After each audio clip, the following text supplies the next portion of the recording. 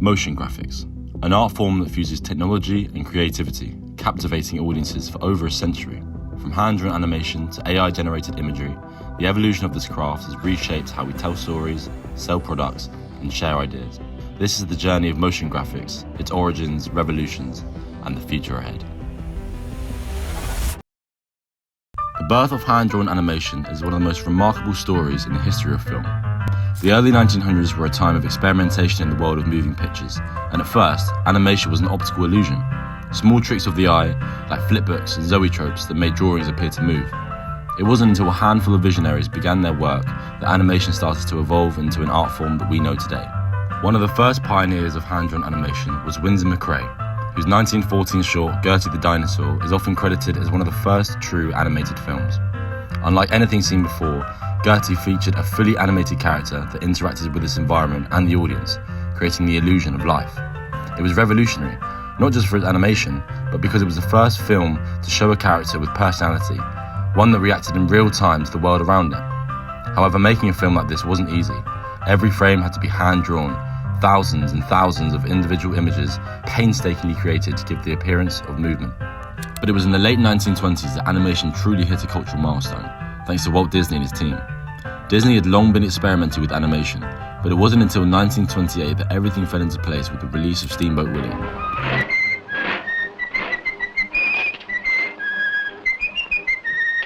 This was the birth of Mickey Mouse, a character that would go on to become the face of an empire. Steamboat Willie was revolutionary, not just because it introduced Mickey, but because it was the first animated short to feature synchronized sounds. Up until then, animated films were silent, relying on a pianist or orchestra to provide the music during screenings. Creating this title sequence brought me back to being younger, colouring inside of the lines, and although I'm no Van Gogh, I had plenty of fun revisiting this form of mixed media. I started by setting up the camera, a Canon 60D with a Sigma 35mm lens, fixed onto a tripod placed upon my desk. Next, I added a LED panel clipped to the bottom of the tripod legs to give even lighting throughout the animation. Using blank A4 paper, I lined up the centre of the shot with the LCD display on the camera and stuck the paper down using electrical tape. Spoiler alert, worst idea ever. Anyway, I got back to work, spending the good part of 30 minutes on the start of the first title sequence challenge. And straight off the bat, you can see the electrical tape never even held the paper down, and only after I finished the last bit of text, I'd realised all of the frames would be ruined by the slow curling of paper. But by that point, it was too late. After scrapping the electrical tape idea, it was back to the drawing board. My LED light and my main camera was constantly running out of battery, not to mention my second camera kept running out of storage. So I put everything on charge, wiped SD cards and enjoyed a cup of tea in the sun. This is where my friend Ethan had the brilliant idea of the combination of masking tape and brown tape to ensure that the paper wouldn't come unstuck again, and how stupid I was for not doing so in the first place. With this information, it was time for take two. I used double layers of both tape, set up the light and prepared some coloured pens. After getting comfy, I got to work. I went with a different approach, drawing the three words at the same time, and I must say I massively underestimated how hard it was to draw 6 to 10 lines all at once, whilst keeping the proportion of the letters all the same. By this point, daylight was disappearing, but I finally managed to finish the animation, and although it was not as pretty as I imagined, I think it shows the basic methodology and the process of hand-drawn animation.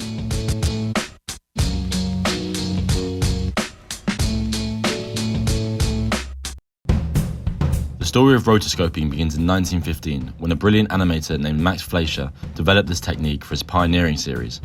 Fleischer, always keen on innovation, created a process where live-action film footage was projected onto a glass panel and animators would trace over each frame to create an incredibly lifelike movement.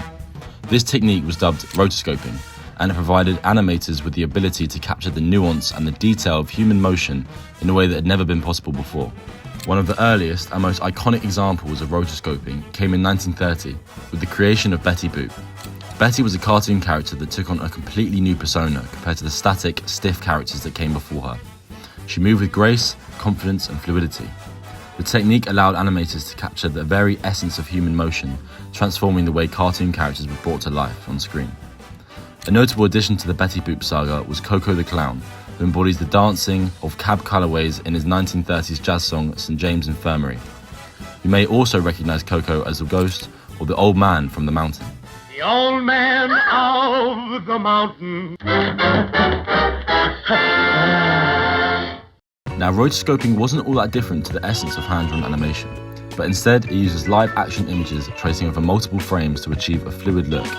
I started by filming my own live-action scene myself, so with the same camera and tripod setup, I took to my back garden to provide a walking space with a white background so I could easily distinguish myself. With some help from my friends, we framed the shot to cover as much white space as possible and with enough space over my head to add the title, rotoscoping. We got the shot, and I even added a second movement where I pulled the text away with me, that I'll later add in post.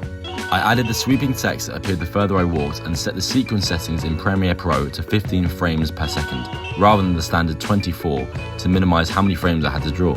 After exporting the project into PNG files, I printed off each frame onto A4 paper. After a quick stop at Tesco to buy pencils and paper clips, it was time to start tracing.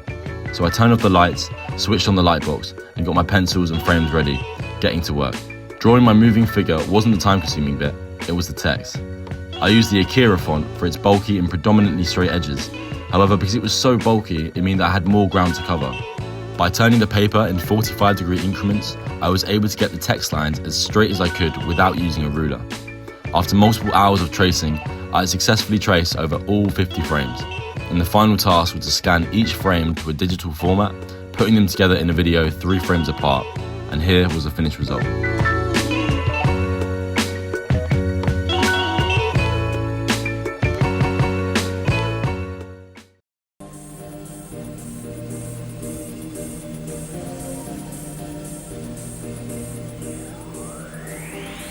The story of analog motion graphics hit a bold new stride in the late 1960s with the rise of Scanimate, a revolutionary animation system that traded pencil and paper for oscilloscopes and analog circuits. Developed by Lee Harrison III, Scanimate was not your typical animation tool. It was a machine that literally warped video signals in real time, allowing animators to twist, bend, and breathe life into typography and shapes, making them come alive. Scanimate's golden age hit in the 70s, powering everything from TV station IDs to music show intros like Soul Train. At a time when computers were clunky and slow, Scanimate could render dynamic motion instantly, responding to every tweak like a living instrument. Typography danced, swooped, and pulsed with energy, often layered with bright trails and glow effects that made everything pop through the screen. Think cereal ads, toy commercials, even public service announcements, all brought to life with the unmistakable style of Scanimate. Now, creating a Scanimate-inspired title sequence in 2025 was always going to be a challenge, especially considering that there are only 2 working Scanimate machines left in the world, and are both tucked away in Asheville, North Carolina. And since I couldn't fly across the Atlantic to use them, I set to replicate the analog magic as best I could using After Effects. I began by creating a new composition and typing out the word analog using the Retro 60 Prime font. To mimic the pixelated glow of vintage broadcast graphics, I added a mosaic effect set to 350 by 350, followed by a subtle Gaussian blur at 3. Next came the grid, black. Hard light blend with fine lines, height 4, width 2 and border 2, to give it that old school scanline feel. I warped the text using a CC lens, pulling the convergence down to -200, then used curves to exaggerate the contrast. A glow was then added, and I saved this as a preset. Then I animated 5 offset rectangles beneath the text to give that Scanimate style motion. Linked a swirling grid to the x-axis with an expression, duplicated the text with extra blur and glow, and added a final wave warp. I exported this to Premiere Pro, topped it all off with a VHS overlay and some noise.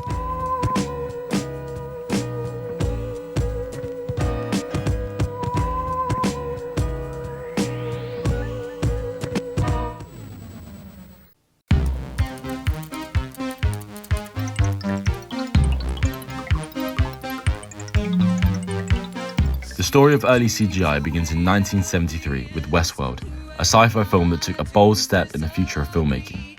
The film used 3D computer graphics rendered in wireframe to represent the point of view of a robot.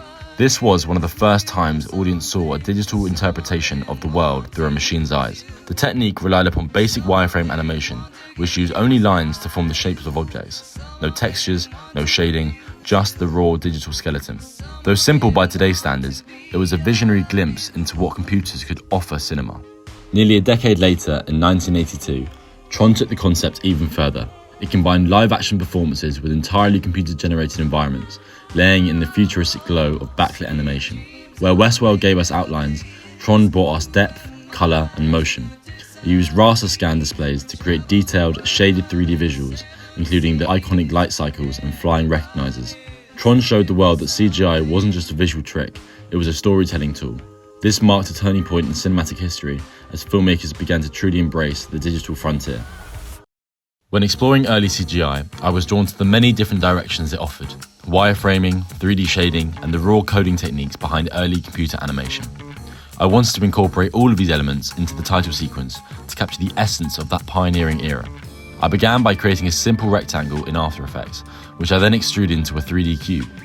I animated its movement and rotation using keyframes, deliberately giving it that early, underdeveloped mechanical motion, typical of first CGI experiments. To reinforce that retro tech aesthetic, I placed the sequence within a green screen template of an old computer editing studio. From there, I created a terminal boot-up effect using a typewriter-style animation coded in After Effects, complete with auto-typing text and a blinking cursor to simulate an old command line interface. As a final touch, I added a CGI text graphic that rises out the screen, tying everything together and signalling the arrival of CGI as a transformative force in motion graphics. The evolution of 2D and 3D animation software began with the hand-drawn techniques and advanced rapidly through innovation. Pixar's Toy Story became the first fully computer-generated 3D feature film using groundbreaking software to animate complex characters and environments. It was made using RenderMan, Pixar's proprietary rendering software, and Marionette, Pixar's animation software. Marionette allowed animators to control characters and expressions in a 3D space, and RenderMan was used to render the final, highly detailed images. Another early example is Jurassic Park, where the iconic dinosaurs were brought to life with 3D animation, revolutionizing the use of digital models in film. Maya and Blender have also played major roles in advancing 3D animation, as Maya became industry standard for film and game production, known for its precision and realism. Blender, free and open source, made high-quality animation accessible to independent creators. Both tools revolutionize workflows, enabling artists to create detailed, dynamic animations across film, TV, and all digital media. Now, creating a hybrid 2D-3D title sequence in 2025 meant balancing bold character animation with some graphic flair. I started in Mixamo, which continues to be one of the easiest platforms for rigging and animation. I went with a stationary emote, this kneeling, finger-pointing pose, and paired it with a red and black biker character. Next, I needed a setting. I used Sketchfab for its wide variety of 3D assets, and landed on this blue-toned beach house. Its geometric roof and open layout gave me a nice mix of structure and depth. With all the pieces in hand, I brought everything into Maya, laid down a simple floor plane, and adjusted these proportions so the character sat naturally within the space. For the text, I jumped over to After Effects and started with a transparent PNG of my title. I applied the shatter effect and switched the view to rendered for better control. I then changed the pattern from bricks to custom, feeding in the image itself as the shatter map. I set the force 1 parameters to 0 to let the text hold its shape, and I rotated the y-axis to help me see the adjustments of the extrusion depth, which I increased from 0.2 to 0.5 for that 3D pop. I matched the red side colour to the text of the biker's outfit, and then added a comp light at an intensity of 1 to evenly light the animation. After that, I animated the text Y position, rotating it a full 360 degrees over 8 seconds to create a continuous loop. A subtle glow brought it all together, helping the text really pop against the cool, floral background of the beach house. Digital video compositing and layering, or DVCL for short, rose to prominence in the late 1990s and 2000s, marking a major turning point in the evolution of motion graphics. This technique involves combining multiple visual elements like live action footage, CGI effects, text, and environments into a single seamless shot. It allowed for unprecedented creative control, transforming how stories were visualized and how motion graphics interacted with real-world footage. Editors and production companies primarily still use digital layering, being the current pinnacle of cinematic ability in motion graphics. Films like The Matrix pushed the boundaries with bullet time effects, while Iron Man launched the Marvel Cinematic Universe reliance on compositing for its iconic heads-up display and battle scenes.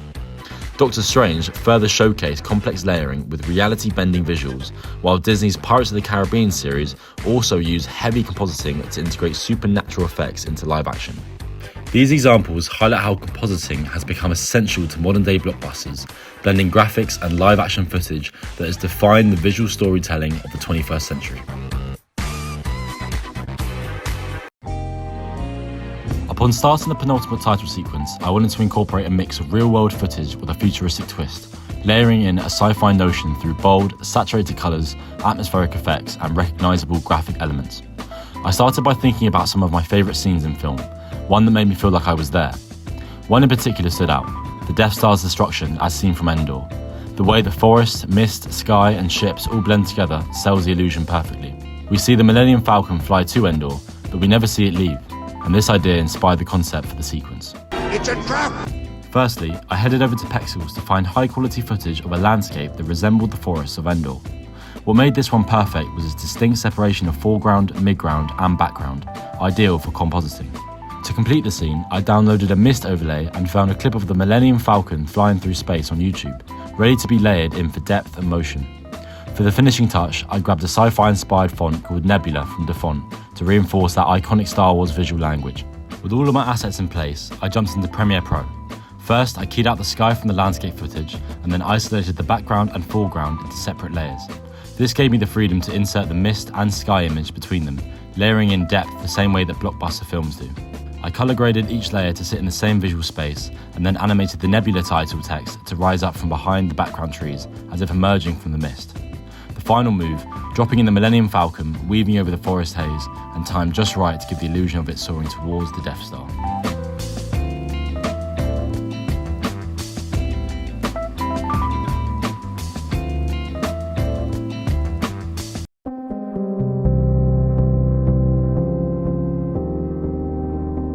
AI, AR, VR, and generative art are transforming motion graphics in ways we could barely imagine just a decade ago. These technologies allow for visuals that are dynamic, responsive, and in many cases completely autonomous. AI can generate animations, visual effects, and even full scenes from simple prompts, drastically reducing production time while opening up new creative possibilities. Tools like Runway and Stable Diffusion are now capable of crafting stylized motion graphics that would have once taken teams of artists weeks to produce. Augmented reality, or AR, brings motion graphics off the screen and into the real world. Think interactive museum exhibits, branded filters on social media, or real-time effects in live broadcasts. One of the most notable examples of AR is Pokemon Go, which took the world by storm in 2016. This allowed users to interact with animated characters and monuments, seeing it all take place in the world in front of them. Virtual reality, or VR for short, takes it even further, fully immersing the viewer inside a 360-degree environment where motion graphics aren't just viewed, but explored. Generative art uses algorithms and data to produce dynamic, evolving visuals, often reacting to factors like music, motion, or user input. Unlike static images, these creations are adaptive and continuously change. Films like Spider-Man Into the Spider-Verse have embraced this technology to craft unique visual styles, while social media platforms like TikTok and Instagram integrate generative art to enhance user experience with interactive, real-time graphics. To represent the generative art era, I began by exploring the P5.js library, an open source platform with a rich archive of community-created visuals.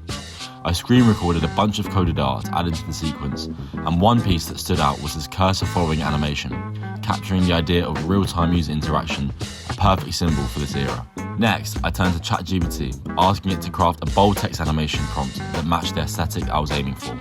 This helped streamline my search when generating the visual elements using the AI. I then created a Runway ML account, uploaded a quick Canva-made reference image, and fed in the prompt from ChatGPT. I iterated this process around 4 or 5 times, tweaking each prompt to refine the style and variety.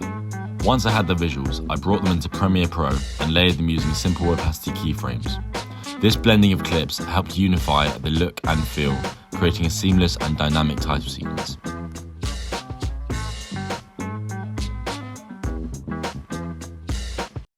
From flickering sketches on paper to worlds generated by code, motion graphics have evolved with every leap in technology.